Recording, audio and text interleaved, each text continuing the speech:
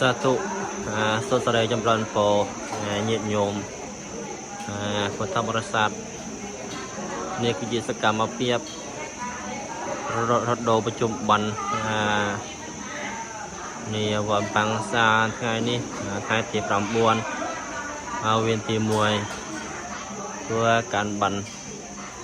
นี่ก็เชียร์ยิโยมมาพุทธบริษัทของโปรโมเตอร์เพื่อเนื้อมาฮบประตาจังกรานยิงเยอะกับปูงได้จำอันหนักช่วยหนักบัดได้หนักมาเจอ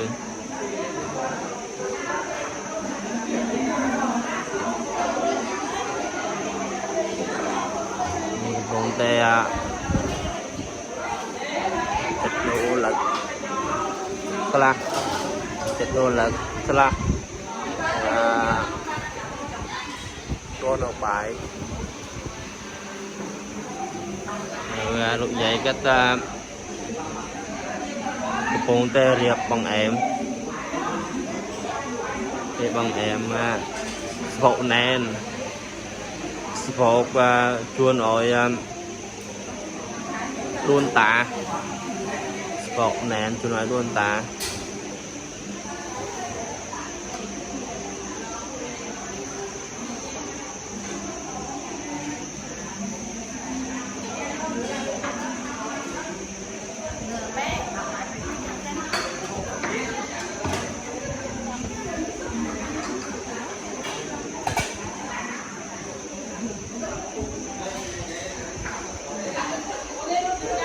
đó nè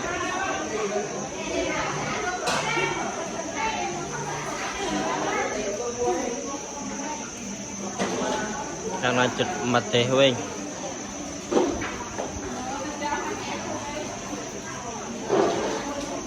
chụp mặt thể thua máu hộp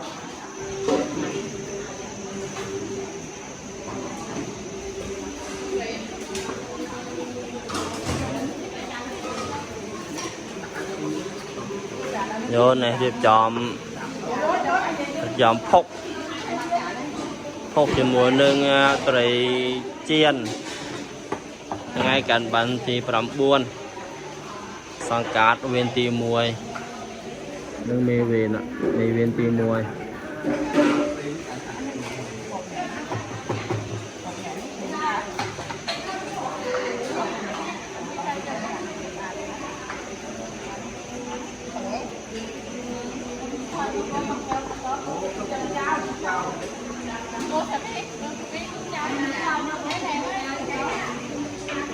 nhôm nhôm của này ha nô chiên tray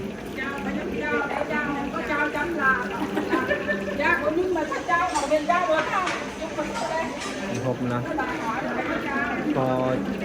kho chao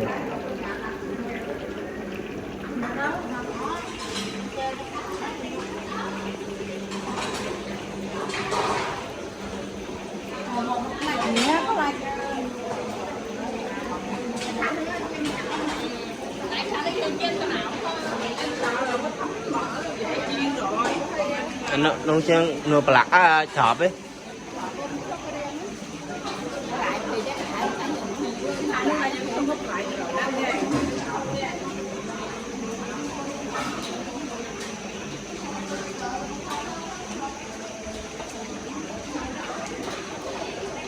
Nó bây giờ nó yêu mấy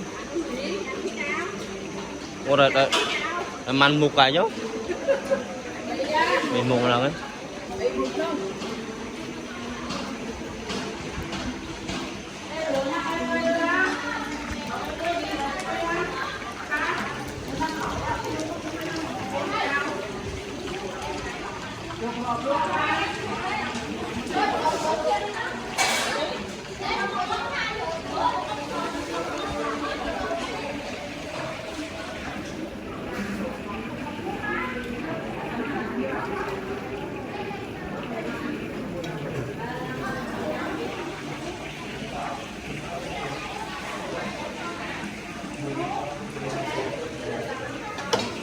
à khôi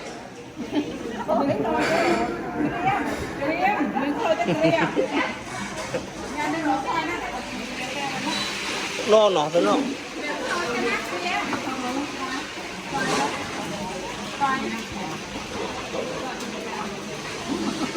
đấy mà cái bạn á xong rồi tụi đó thuộc trận thôi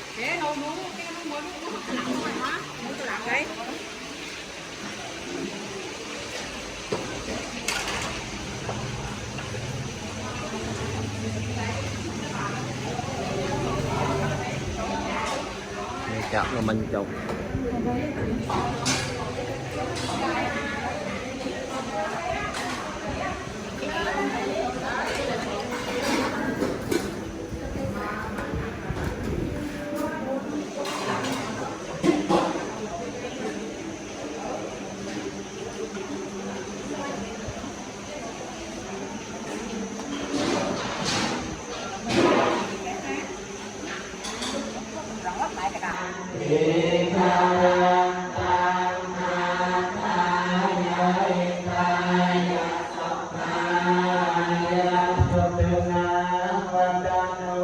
Yeah.